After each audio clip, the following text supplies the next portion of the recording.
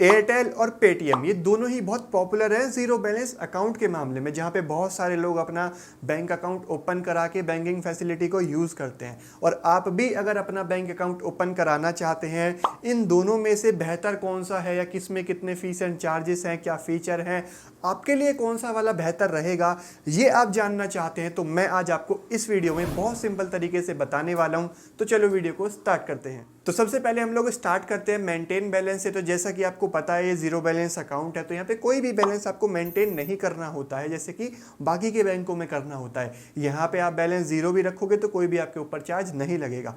लेकिन अगर आप अपने अकाउंट में बैलेंस रखते हो कुछ मेंटेन करके, तो उस पर कितने परसेंट का रेट ऑफ इंटरेस्ट आपको यहाँ पे मिलेगा, ये दोनों के बीच में बहुत ही बड़ा डिफरेंस है। अब बात करें पेटीएम की, तो पेटीएम में आपको 2.5% रेट ऑफ इंटरेस्ट आपको एनुअली मिलता है।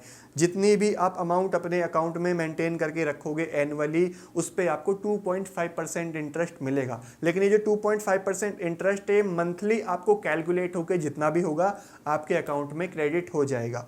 वहीं मैं एयरटेल की बात करूं तो यहाँ पे थोड़ा डिफरेंस है। देखो ये दोनों ही जीरो बैलेंस अकाउंट है, मैक्सिमम लिमिट होती है यहाँ पे 2 लाख रुपीज़ तक आप रख सकते हो। तो पेटीएम में तो आप 2 लाख तक रखोगे आपको 2.5% इंटरेस्ट मिलेगा। लेकिन एयरटेल में 1 लाख के नीचे अगर आप बैलेंस रखोगे तो आपको एनुअली 2% रेट ऑफ इंटरेस्ट मिलेगा। लेकिन अगर आप 1 लाख से 2 लाख तक के बीच में बैलेंस अगर रखते हो तो एनुअली आपको अप टू 7% तक का रेट ऑफ इंटरेस्ट मिलेगा। दोनों के बीच में बहुत बड़ा डिफरेंस है। 7% रेट ऑफ इंटरेस्ट आपको काफ़ी सारी एफडीज में मिलता है। तो यहाँ पे ये बहुत अच्छी चीज़ है कि अगर आप ज़्यादा बैलेंस रखते हो तो आपको हाई इंटरेस्ट रेट मिलता है एयरटेल पेमेंट्स बैंक के अंदर। अब दोनों के मैं फीस और चार्जेस की बात करूँ, पहले एक्स्ट्रा चार्ज के बारे में बात कर लेते हैं। देखो एयरटेल में पहले क्या होता था, मैंने एक वीडियो भी बनाया है एयरटेल पेमेंट्स बैंक के बारे में कि पहले Airtel account opening charge 50 rupees plus annual charge account का 100 रुपीज़ लेता था। लेकिन अभी एयरटेल पेमेंट्स बैंक बिल्कुल फ्री है, अभी आपको कोई चार्ज नहीं देना पड़ता है।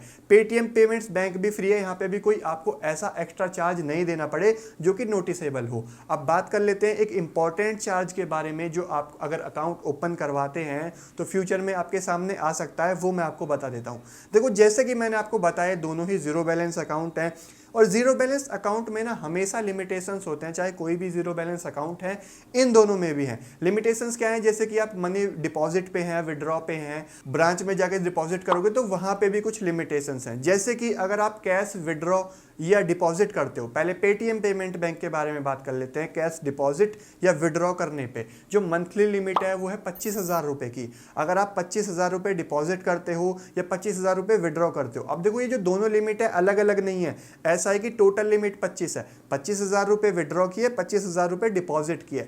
अगर आप ये दोनों लिमिट एक मंथ के अंदर कंप्लीट कर देते हो, उसके बाद अगर डिपॉजिट करते हो या विड्रॉ करते हो लिमिट कंप्लीट करने के बाद, तो आपको 1,000 रुपये पे 5 रुपये एक्स्ट्रा चार्ज देना पड़ेगा और उसमें 18% जीएसटी भी ऐड कर लेना। अगर आपने 10,000 रुपये निकाले, मान लो आपने एक महीने से पहले 25,000 रुपये निकाल लिए और फिर आप 10,000 रुपये और निकालते हो, तो यहाँ पे आपको 10,000 रुपये पे 50 रुपये एक्स्ट्रा देना पड़ेगा। उसमें 18% जीएसटी भी निकाल लेना। 59 के आसपास में अमाउंट बैठेगी तो ये आपको एक्स्ट्रा चार्ज देना पड़ेगा। अब एयरटेल की बात करूं, एयरटेल में भी लिमिट सेम है। 25,000 रुपये के ऊपर आप ट्रांजैक्शन करोगे तो आपको 0.65% टोटल ट्रांजैक्शन का देना पड़ेगा।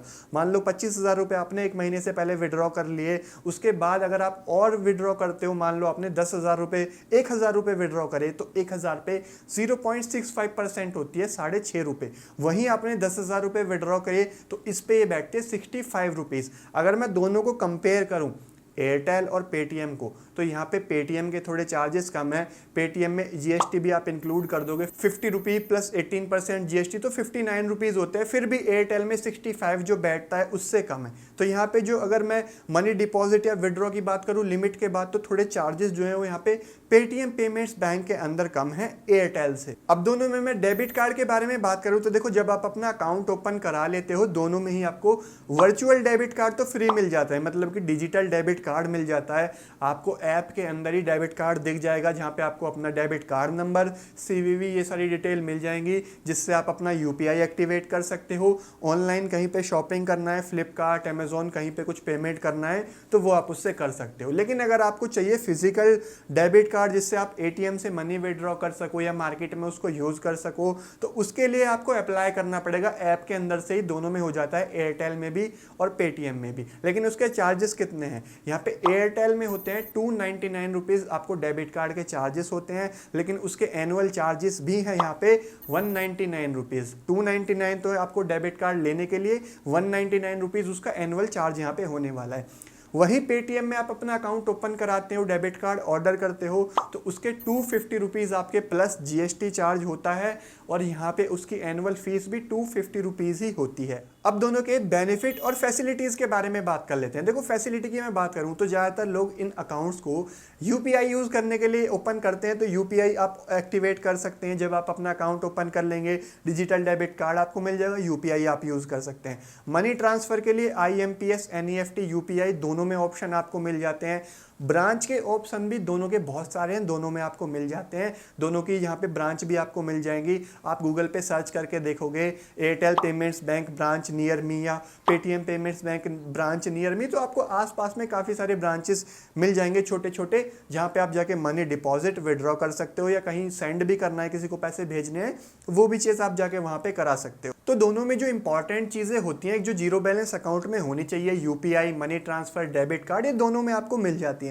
अब बात कर लेते हैं एंड में कि भाई इन दोनों में से बेहतर कौन सा है, आपके लिए कौन सा बेस्ट रहेगा। देखो, ये डिपेंड करता है आपके ऊपर। दोनों में अलग अलग चीज़ है। जैसा कि मैंने देखा, एयरटेल में थोड़े चार्जेस ज़्यादा हैं, पेटीएम में थोड़ा चार्जेस कम है। अगर आप मनी डिपॉजिट या विड्रॉ ज़्यादा करोगे तो पेटीएम में कम चार्जेस लगेंगे। लेकिन वहीं एयरटेल में आपको इंटरेस्ट रेट काफ़ी ज़्यादा मिलता है। अगर आप अपने अकाउंट में अच्छा खासा बैलेंस रखोगे तो यहाँ पे एयरटेल में आपको इंटरेस्ट रेट ज़्यादा मिलेगा, पेटीएम में थोड़े चार्जेस कम है। एयरटेल में एक और बेनिफिट है कि आपको एक कस्टमाइज डेबिट कार्ड का भी ऑप्शन मिल जाता है, जिसको आप अपने अकॉर्डिंग कस्टमाइज करवा के ले सकते हो। उसके चार्जेस थोड़े ज़्यादा हैं, तो ये भी एक ऑप्शन आपको मिलता है। बाकी डिपेंड करता है आपके ऊपर। एक बार ये देख लेना कि अगर आपको फिजिकल ब्रांच की नीड है, आपके आसपास में एयरटेल की ब्रांच है या पेटीएम की ब्रांच है, क्योंकि कई बार ऐसा होता है कि हमको ब्रांच की नीड पड़ जाती है, तो जो आपके पास में है, एयरटेल पास में है या पेटीएम की ब्रांच पास में है, तो वो आपके लिए एक और बेहतर ऑप्शन है। अगर दोनों की ही ब्रांच पास में है तो फिर आप देख लो कि आपको कौन से में अकाउंट ओपन करवाना है, किस में चार्जेस ज़्यादा हैं, किस में कम है, वो बता दिया। इंटरेस्ट रेट किस में ज़्यादा, किस में कम है, बाकी सारी चीज़ें दोनों में सेम मिल जाती हैं जो जीरो बैलेंस अकाउंट्स के अंदर होती हैं। होपफुली आपको ये वीडियो अच्छा लगा होगा। सिंपल तरीके से मैंने बताने की कोशिश करी है। अगर वीडियो अच्छा लगा है तो लाइक ज़रूर कर देना। चैनल पे नए हो तो भाई सब्सक्राइब करके बेल आइकन प्रेस कर लेना, ऐसे और वीडियोस सिंपल तरीके से देखने के लिए। और आप चाहो तो भाई मुझे इंस्टाग्राम पे भी फॉलो कर सकते हो, उसका लिंक आपको नीचे इस वीडियो के डिस्क्रिप्शन में मिल जाएगा। मैं मिलता हूँ आपसे एक नई वीडियो में, तब तक के लिए थैंक यू, बाय बाय।